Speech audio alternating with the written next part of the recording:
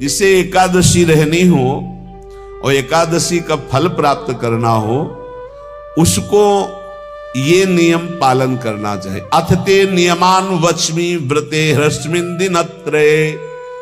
उसको 3 दिन, एक तो दशमी और एक द्वादशी और फिर बीच में एकादशी, उसको 3 दिन संयम में रहना होता है, तब बीच की एकादशी का उसे फल प्राप्त होता है।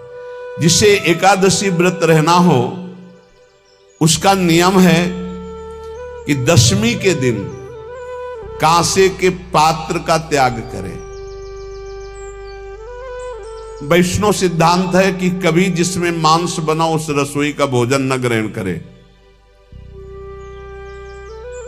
मसूर की दाल, चना की दाल, कोदों और कोई भी शाक, शहद, दूसरों का अन्न, दोबारा भोजन और मैथुन, ये दशमी के दिन त्याग दे। एक बार दशमी के दिन भोजन करे 24 घंटे में, क्योंकि एकादशी रहना है।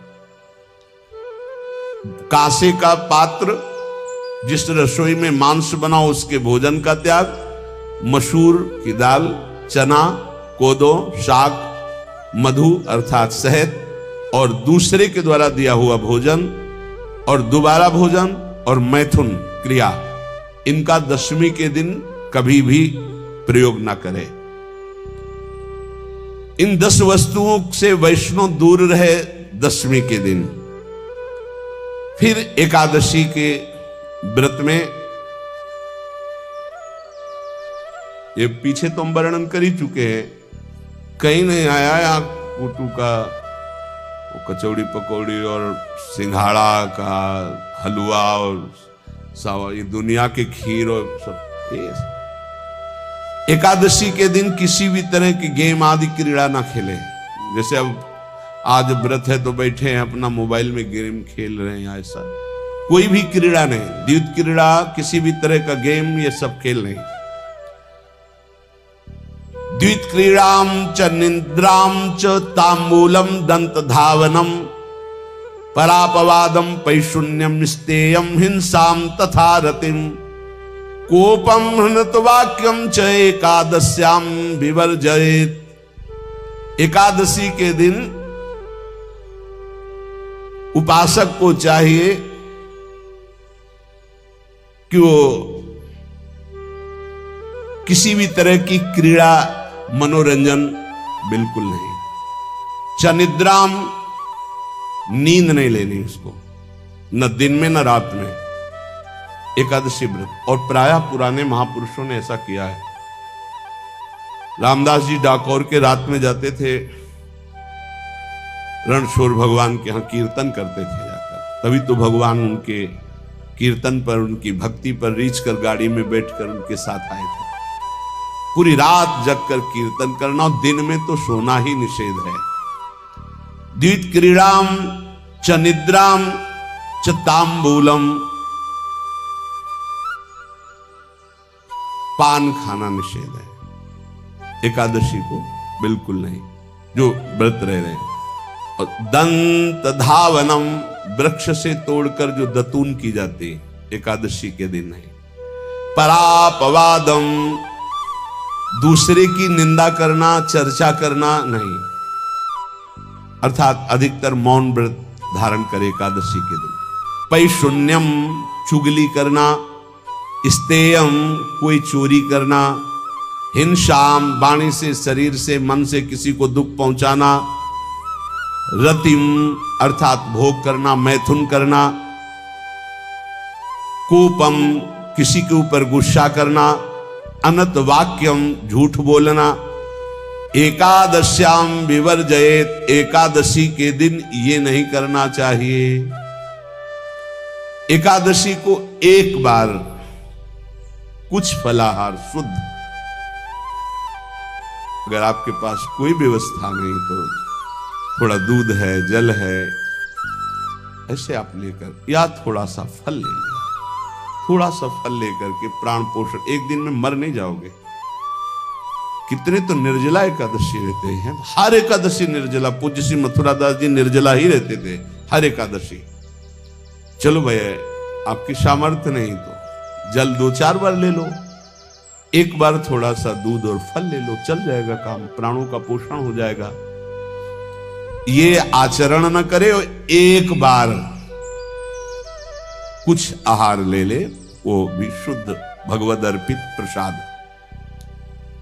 फिर द्वादशी को काश्यम मांसम सुराम छौद्रम तैलम वितथ भाषणम व्यायामम च प्रवासम च पुनर्भोजन मैथुने अस्पृश्य स्पर्श मासूरे द्वादश्याम द्वादश त्यजेत। काश के पात्र में द्वादशी को भी भोजन न पावे, जिस रसोई में मांस बनाओ उसमें आहार न ले, किसी भी तरह का नशा द्वादशी को न करे, शहद न पाए, तेल के बने पदार्थ न पाए, मिथ्या भाषण न करे और बहुत शरीर का व्यायाम न करे, बहुत थकावट वाले कार्य न करे,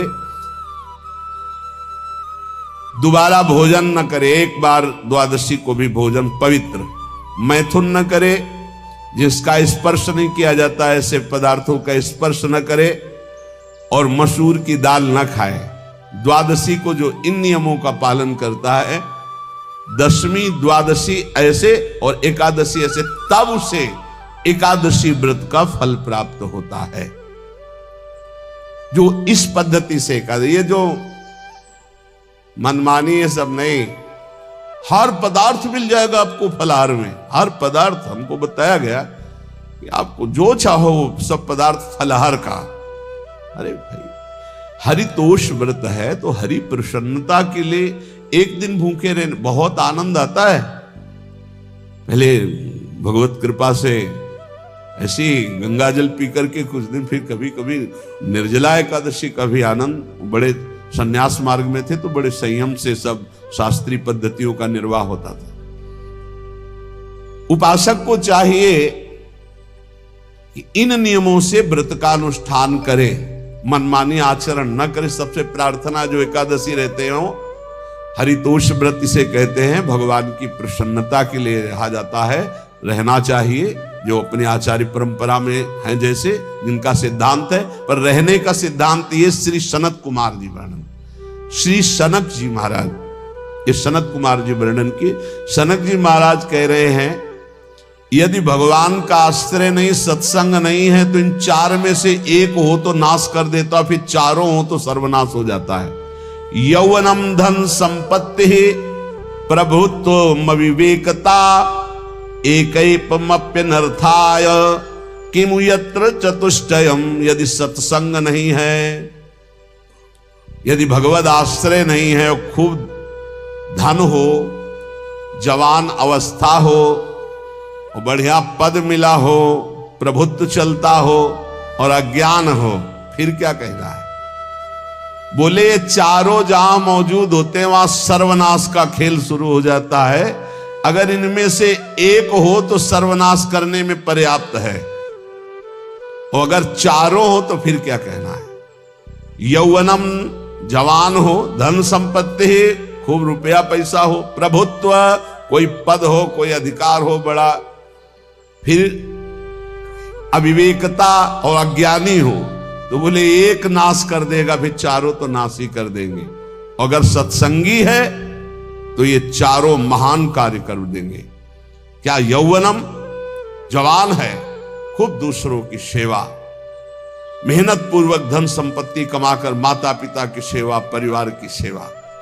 ये माता पिता, हमारा वेद कहता है, मातृ देवो भव, तैत्तरीयोपनिषद, मातृ देवो भव, पितृ देवो भव, आचार्य देवो भव, अतिथि देवो भव, यान्य नवद्यानि कर्माणि तानि सेवितव्यानि नो इतराणि, यान्यस्माकः सुचरितानि तानि तोयोपास्यानि नो इतराणि, ये के चास्माच्छेयाः सो ब्राह्मणाः तेषां त्वया स्नेन प्रश्वसितव्यम, श्रद्धया देयम, अश्रद्धया देयम, श्रिया देयम, ह्रिया देयम, भिया देयम, संविदा देयम।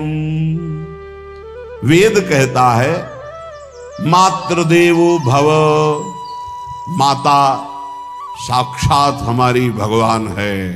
देव हरि को कहते हैं, केशव देव जैसे कहा हरि को कहते हैं, गोविंद देव। मातृदेव माता भगवान है। हे धिक्कार है उन पुत्रों को जो अपने माता के द्वारा पोषित किए हुए शरीर से हाथ उठाते हैं अपने माता पिता के ऊपर।